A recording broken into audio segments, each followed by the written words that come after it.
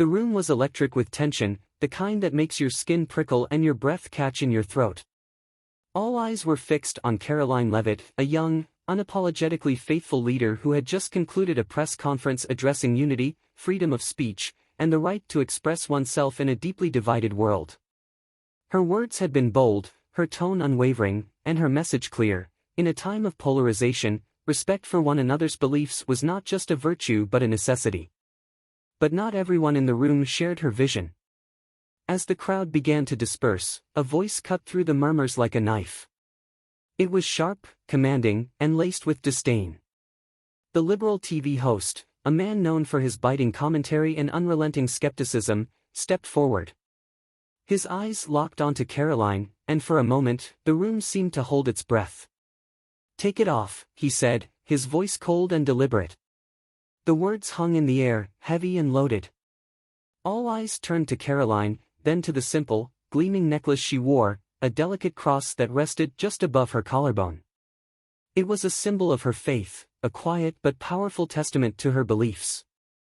To some, it was a reminder of hope, to others, a provocation. Karoline did not flinch. She stood tall, her posture radiating a quiet strength that seemed to defy the hostility in the room. The TV host's demand was not a request, it was a challenge, a test of her resolve. He wanted to see if she would bend, if she would shrink under the weight of his disapproval. But Karoline Leavitt was not one to back down. To understand the gravity of this moment, one must first understand who Karoline Leavitt is, not just as a public figure, but as a person. She was not born into privilege or handed opportunities on a silver platter. Her story was one of grit, faith, and an unshakable belief in the power of standing firm in one's convictions. Karoline grew up in a modest home in a small town, where faith was not just a Sunday ritual but a way of life. Her parents, both deeply religious, instilled in her the values of humility, kindness, and resilience. They taught her to lean on God in times of uncertainty, to find strength in prayer, and to never apologize for her beliefs. Faith is not about shouting louder than others, her mother often told her. It is about living with conviction, even when no one else does. Those words became Karoline's guiding principle. From a young age, she was unafraid to stand up for what she believed in, even when it made her the target of ridicule or scorn. In high school, she was the girl who led prayer groups before class, who defended her beliefs in debates, and who refused to compromise her values, even when it would have been easier to stay silent. Her college years were no different. At a prestigious university where liberal ideologies dominated, Karoline often found herself as the sole voice for her worldview. She was no stranger to confrontation, no stranger to the feeling of being outnumbered. But instead of retreating, she leaned into her faith, using it as a source of strength and clarity. "I learned early on that standing up for what you believe in can put a target on your back," she once said in an interview. "But I also learned that when you are willing to stand firm, you earn respect, even from those who disagree with you." The press conference that preceded the confrontation was a pivotal moment in Karoline's career. She had spent weeks preparing, crafting a message that would resonate not just with her supporters but with those who might be skeptical of her beliefs. Her speech was a call for unity, a plea for Americans to rise above their differences and find common ground. "We live in a time of deep division," she began, her voice steady and clear.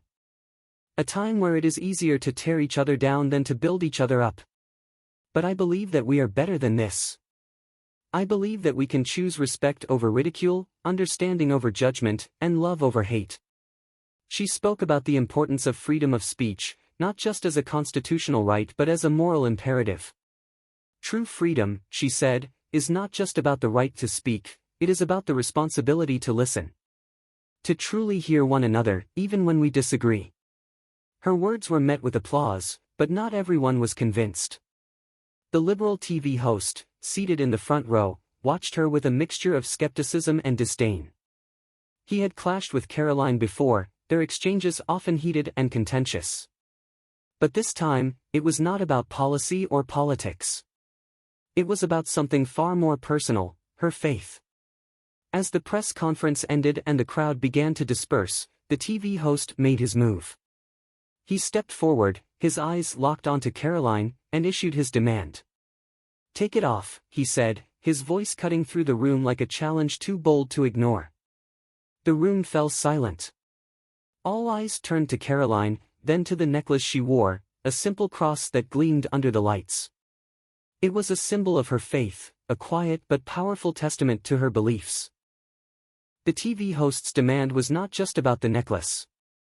It was about her faith, her identity, her very sense of self.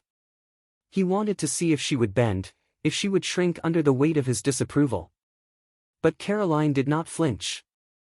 She stood tall, her posture radiating a quiet strength that seemed to defy the hostility in the room. She tilted her head slightly, offering the faintest, most disarming smile. "You want me to take it off?" she asked, her voice calm and measured. "My faith?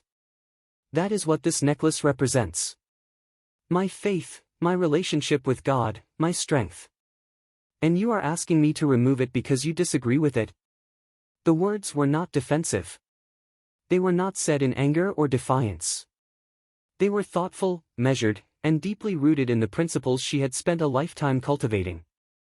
Karoline took a deep breath, her mind racing but her demeanor calm. She knew this moment was not just about her, it was about everyone who had ever felt attacked, silenced, or shamed for their beliefs.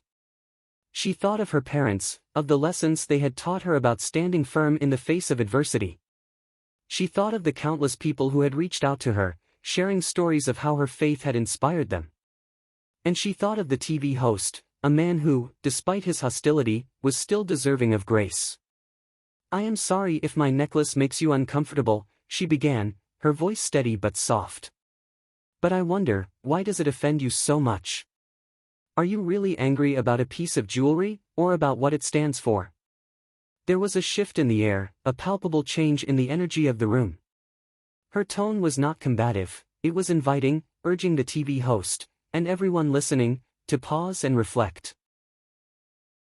"This necklace," she continued, holding it gently between her fingers, "is not just an accessory. It is a reminder. A reminder of the strength I have received in my darkest hours, when nothing else could bring me peace.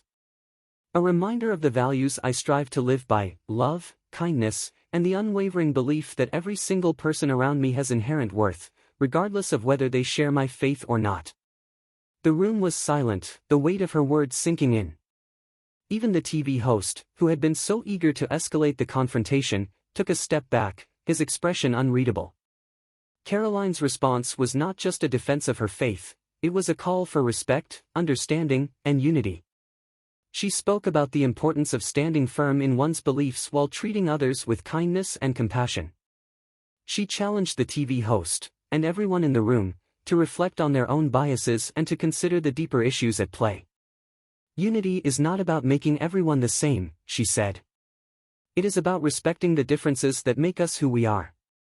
This necklace may symbolize my faith in God, but what unites us as people is so much bigger than any symbol. It is found in how we treat each other, how we listen, how we build bridges rather than burn them." Her words were met with applause, but more importantly, they sparked a moment of reflection. The TV host, though visibly shaken, managed a nod, a small but significant acknowledgement of the grace he had been shown. The confrontation became a defining moment in Karoline's career, a testament to her strength, resilience, and unwavering commitment to her beliefs. It was a reminder that true leadership is not about dominating others but about standing firm in one's values while fostering understanding and connection. As for the necklace, it stayed right where it belonged, proudly worn by a woman who refused to shrink in the face of adversity. In that moment, Karoline Leavitt showed the world what true strength looks like, not in the symbols we wear, but in the principles we live by.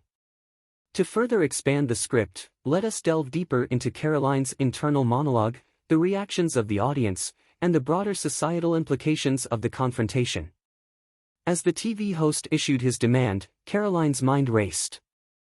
She thought of the countless times she had been challenged for her faith, in school, in college, in her professional life.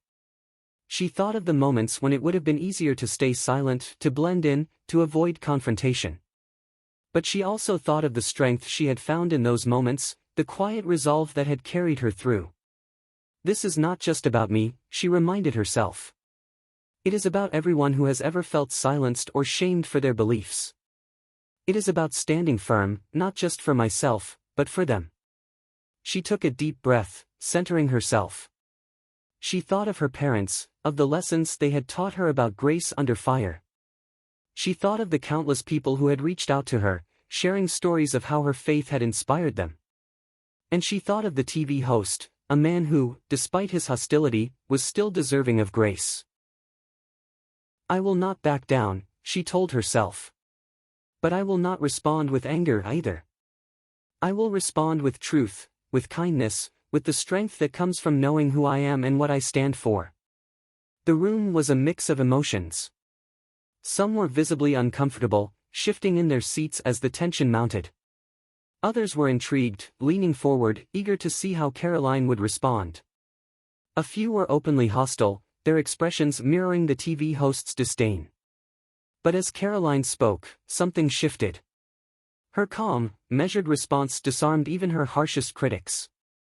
The room, once electric with tension, became still, the weight of her words sinking in. She is not just defending her faith, one audience member whispered to another. She is challenging us to be better.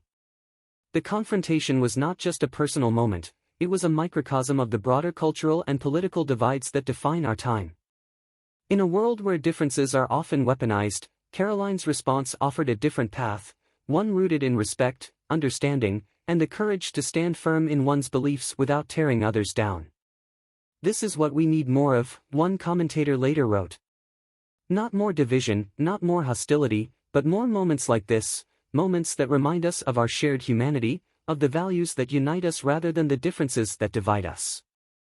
Karoline Leavitt's response to the TV host's challenge became a defining moment in her career, a testament to her strength, resilience, and unwavering commitment to her beliefs. It was a reminder that true leadership is not about dominating others but about standing firm in one's values while fostering understanding and connection. As for the necklace, it stayed right where it belonged, proudly worn by a woman who refused to shrink in the face of adversity. In that moment, Karoline Leavitt showed the world what true strength looks like, not in the symbols we wear, but in the principles we live by. Kindly subscribe and like this video.